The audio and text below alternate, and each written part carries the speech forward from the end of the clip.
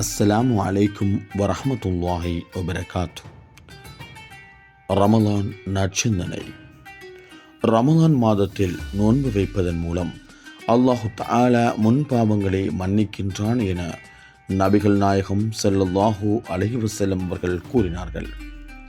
யார் ரமலானில் இறைவனை விசுவாசித்த நிலையில் இறை திருப்தியை எதிர்பார்த்து நோன்பு வைக்கிறாரோ அவரின் முன்பாவங்கள் மன்னிக்கப்படும். புகாரி.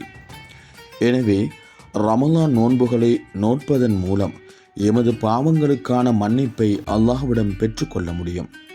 அதேவேளை நபிகள் நாயகம் ஸல்லல்லாஹு அலைஹி வஸல்லம் அவர்கள் மிம்பரில் இருக்கும்போது யார் ரமலானை அடைந்து தனது பாவங்களுக்கான மன்னிப்பை பெற்றுக்கொள்ளவில்லையோ அவர் நாசமடையட்டும் என மலக்குமார்களின் தலைவர் ஜிப்ரீல் அலைஹிஸ்ஸலாம் அவர்கள் பிரார்த்திக்க நபிகள் நாயகம் ஸல்லல்லாஹு அலைஹி வஸல்லம் அவர்கள் அதனை ஏற்குமாறு பிரார்த்தித்தார்கள்.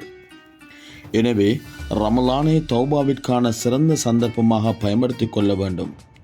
அல்லாஹு தஆலா மிகவும் இரக்கமுள்ளவன், தனக்கு அருளாளன், மன்னிப்பாளன், தௌபாக்களை ஏற்பவன் என்ற நாமங்களை சூட்டிக்கொண்டவன்.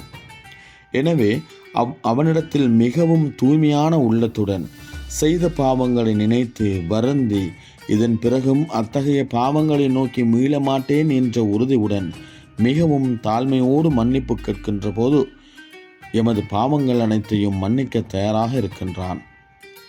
நபிகள் நாயகம் ஸல்லல்லாஹு அலைஹி வஸல்லம் அவர்கள் கூறினார்கள், ஒரு முஸ்லிம் காலையில் செய்யும் பாவங்களை மன்னிக்க மாலையிலும், மாலையில் செய்கின்ற பாவங்களை மன்னிக்க காலையிலும் தௌபாவுடைய வாசல்களை இறைவன் திறந்து வைத்துள்ளான்.